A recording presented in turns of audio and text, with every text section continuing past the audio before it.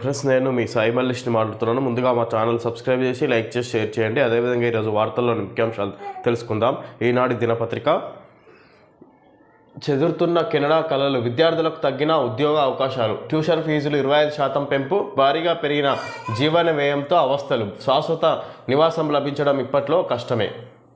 గత కొన్నేళ్లుగా కెనడా పెద్ద ఎత్తున స్టడీ వీసాలు ఇస్తుండడంతో ముఖ్యంగా భారత్ నుంచి ఏటా లక్షల మంది విద్యార్థులు ఇక్కడికి వస్తున్నారు. గత ఏడాది నివాసానికి ఇల్లు కూడా దొరకని పరిస్థితి. దానికి తోడు కెనడా ఆర్థిక వ్యవస్థ దెబ్బతింది. ద్రవ్యోల్బణం కారణంగా నిత్యావసర వస్తువుల ధరలు పెరిగాయి, జీవన వ్యయం పెరిగింది, జాబ్ మార్కెట్ బాగా డీలా పడింది. ఒక చిన్న గదిలో 2-3కి మించి భారతీయ విద్యార్థులు ఉంటున్నారు. డిమాండ్ ఏర్పడే ఇళ్ళ అద్దెలు పెరిగాయి. జి అమర్నాథ్ మాంట్రియల్లో ఉద్యోగం చేస్తున్న హైదరాబాద్ వాసి.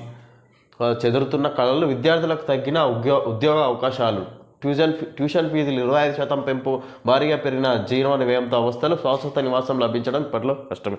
ఇక్కడ భారతదేశం నుంచి కెనడా చాలామంది విద్యార్థులు వెళ్తుండడంతో అక్కడ ప్రస్తుతం కెనడాలో ఆర్థిక మాంద్యం ఏర్పడడంతో ఈ విధంగా అక్కడ ఉద్యోగ అవకాశాలు కూడా లభించడం తగ్గింది. అదేవిధంగా జనాభా పెరగడంతో వలసలు, విధంగా అక్కడ ఇల్లులు కూడా దొరకని పరిస్థితి ఉందన్నట్టుగా చెప్పుకోవచ్చు. ఇప్పుడు ప్రస్తుతం కెనడాలో పార్ట్ టైం ఉద్యోగాలు కూడా దొరకడం లేదు. దీంతో వెనక్కి వెళ్లకుండా ఉండేందుకు భారతీయ విద్యార్థులు ఒక కోర్సు పూర్తయిన తర్వాత మరొకటి చేస్తున్నారు. అనేక మంది విద్యార్థులు బంధువులు, తెలిసిన వారి ఇళ్లలో ఉంటూ ఖర్చులు తగ్గించుకుంటున్నారు. కెనడాలో చదువుతున్న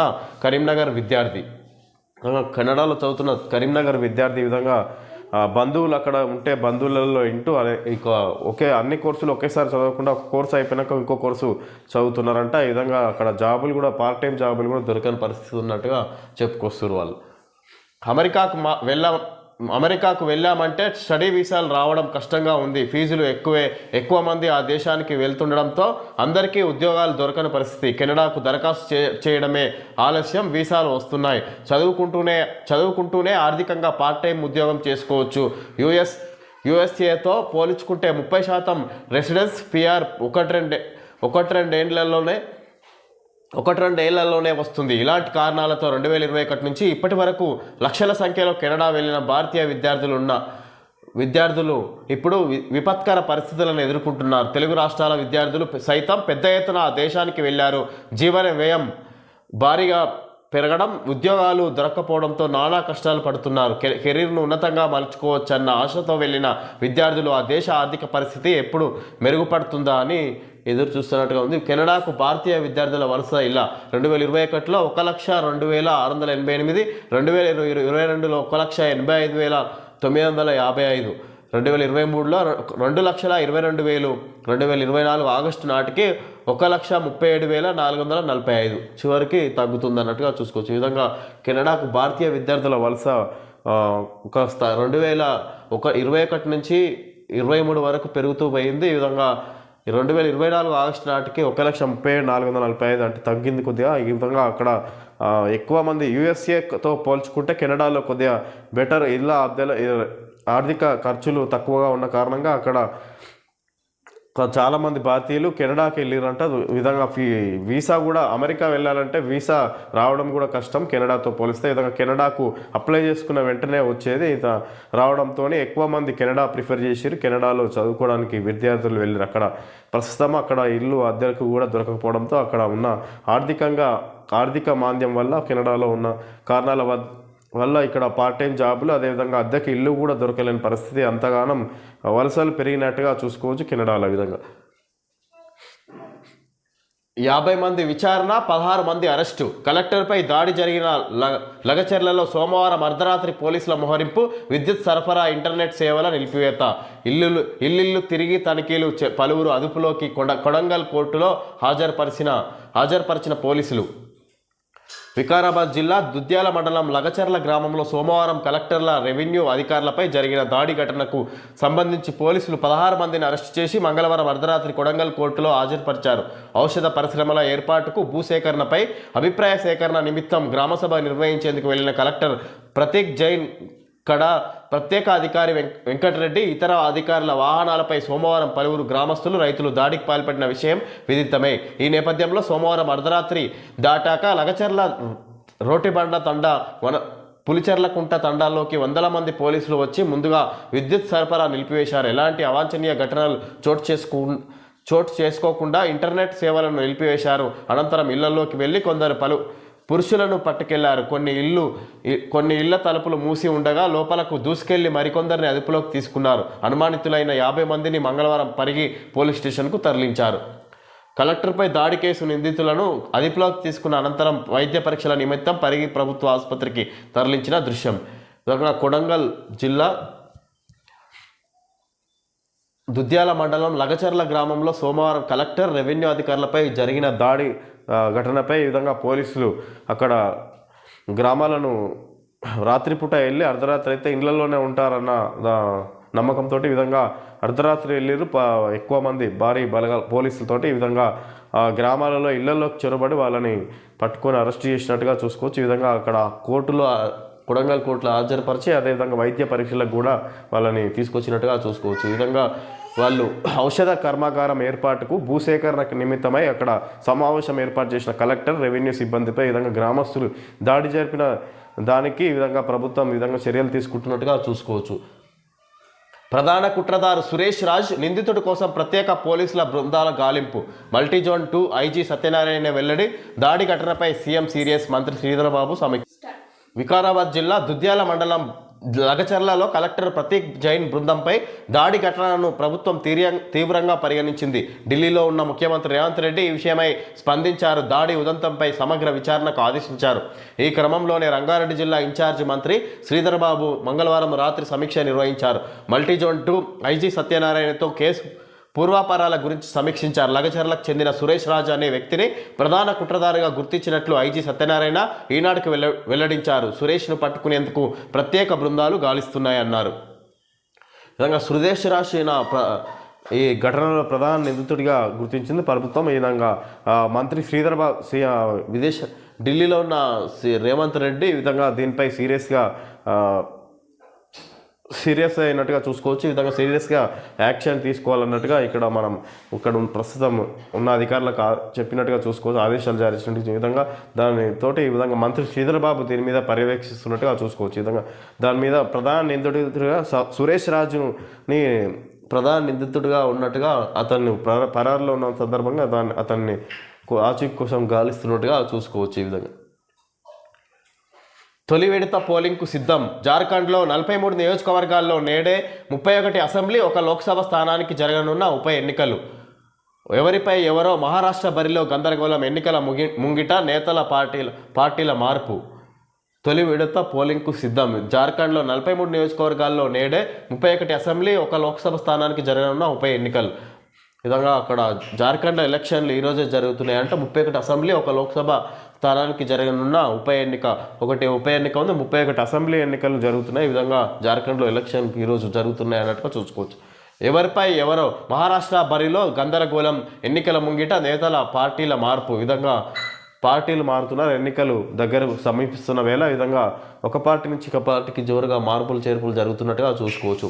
మహారాష్ట్ర బరిలో గందరగోళం. ఎవరిపై ఎవరో ఇప్పటివరకు తేలలేదన్నట్టుగా ఇక్కడ మన సందర్భంగా చెప్పుకోవచ్చు. ఎమ్మెల్యేల అనర్హత వివాదంపై ముగిసిన వాదనలు. పిటిషన్లపై నిర్ణయానికి స్పీకర్కు కనీస గడువు ఇవ్వలేదన్న ఏజీ. తీర్పు వాయిదా వేసిన హైకోర్టు. ఎమ్మెల్యేల అనర్హత వివాదంపై ముగిసిన వాదనలు. పిటిషన్లపై నిర్ణయానికి స్పీకర్ కనీస గడువు ఇవ్వలేదన్న ఏజీ. తీర్పు వాయిదా వేసిన హైకోర్టు. విధంగా ఎమ్మెల్యేల అనర్హత వివాదంపై ముగిసిన వాదనలు. పిటిషన్లపై నిర్ణయానికి స్పీకర్కు కనీస గడువు ఇవ్వలేదన్న ఏజీ. తీర్పు వాయిదా వేసింది హైకోర్టు. ఇంకా మొత్తం మీద వాదనలు ముగిసిన వాళ్ళ మీద తీర్పు వాయిదా వేసినట్టుగా చూసుకోవచ్చు. ఎమ్మెల్యేల అనర్హతపై దాడి ఘటన వెనుక ఎవరున్నా ఉపేక్షించాం. అధికారులపై దాడులను ప్రభుత్వం తీవ్రంగా పరిగణిస్తుంది. సమగ్ర విచారణ జరిపి బాధ్యులను కఠినంగా శిక్షిస్తాం. మంత్రి దుద్దిల్ల శ్రీధరబాబు. విధంగా దాడి ఘటన వెనుక ఎవరున్నా ఉపేక్షించాం. అధికారులపై దాడులను ప్రభుత్వం సీరియస్గా పరిగణిస్తుంది. సమగ్ర విచారణ జరిపి కఠిన చర్యలు తీసుకుంటామన్నట్టుగా మంత్రి దుద్దిల్ల శ్రీధరబాబు తెలియజేస్తారు. కలెక్టర్పై జరిగిన దాడి గురించి.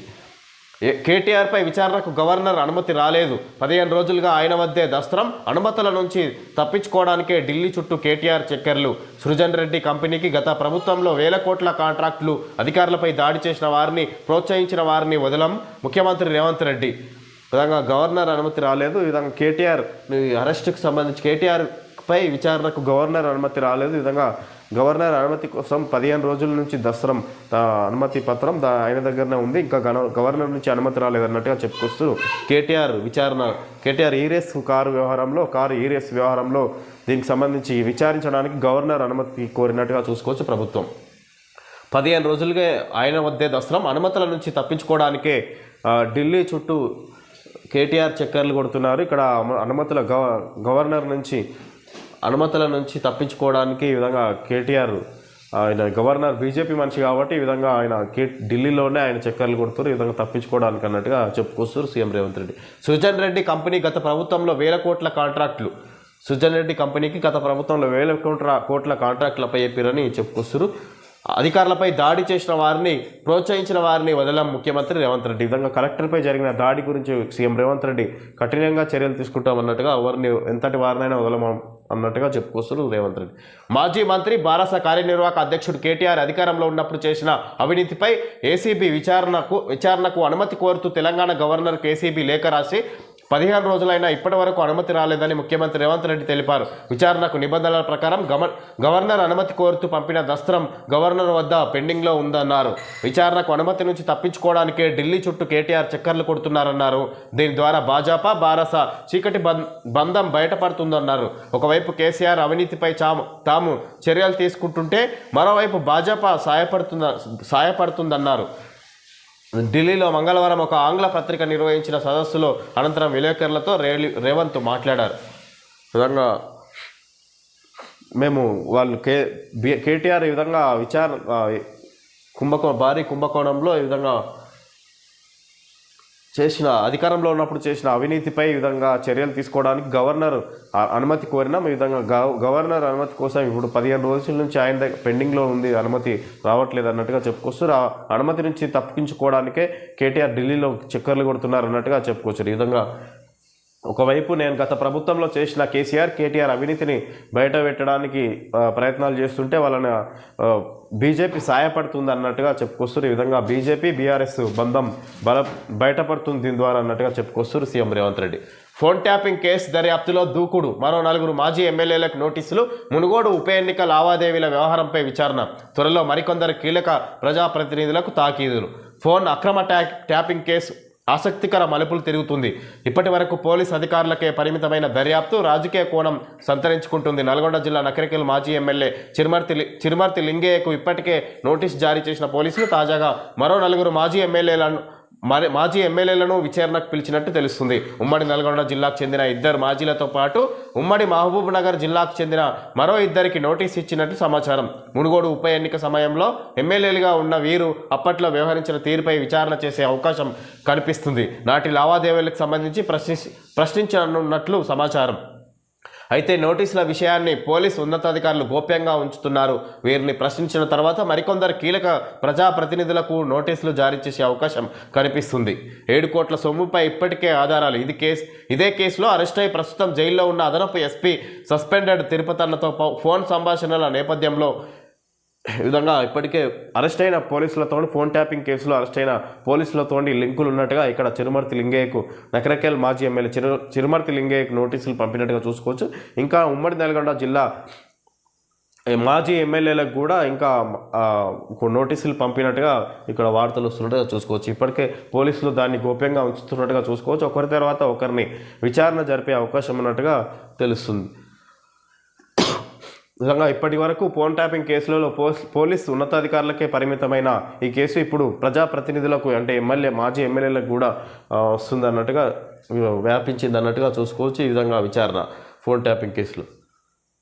అమృత్లో అవినీతిపై ప్రధాని చర్యలు తీసుకోవాలి, టెండర్లను వెంటనే రద్దు చేసి దర్యాప్తు జరిపించాలి కేటీఆర్ డిమాండ్. తెలంగాణలో అమృత్ పథకం టెండర్ల కేటాయింపులో అక్రమాలు జరిగాయని ప్రధాని మోడీ స్పందించి బాధ్యులపై చర్యలు తీసుకోవాలని బారాస కార్యనిర్వాహక అధ్యక్షుడు కేటీఆర్ డిమాండ్ చేశారు.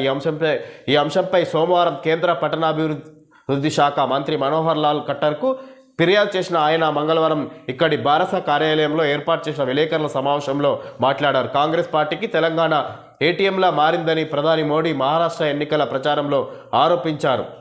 సోదా కన్స్ట్రక్షన్ కంపెనీ ఆర్థిక లావాదేవీల ప్రతులను చూపుతున్న చూపుతూ మాట్లాడుతున్న కేటీఆర్ చిత్రంలో ఎంపీ వద్దిరాజు రవిచంద్ర విధంగా కంపెనీ అమృత్ పథకం టెండర్ల కేటాయింపులో అక్రమాలు జరిగాయని ప్రధాని మోడీ స్పందించి బాధ్యులపై చర్యలు తీసుకోవాలని భారత కార్యనిర్వాహక అధ్యక్షుడు కేటీఆర్ డిమాండ్ చేసినట్టుగా చూసుకోవచ్చు. ఈ విధంగా సోమవారం కేంద్ర పట్టణాభివృద్ధి శాఖ మంత్రి మనోహర్ లాల్ ఖట్టర్కు ఫిర్యాదు చేసిన ఆయన మంగళవారం ఢిల్లీలో ఉన్న బీఆర్ఎస్ కార్యాలయంలో విలేకరుల సమావేశంలో మాట్లాడినట్టుగా చూసుకోవచ్చు. అమృత్లోని కంపెనీపై ఈ విధంగా సోదా కన్స్ట్రక్షన్ కంపెనీ ఆర్థిక లావాదేవీల ప్రతులను కూడా చూపుతున్నట్టు ఈ విధంగా కంపెనీ అక్రమాలపై చర్యలు తీసుకోవాలి ప్రధాని మోడీ అన్నట్టుగా ఆయన విలేకరుల సమావేశంలో మాట్లాడుతున్నట్టుగా చూసుకోవచ్చు.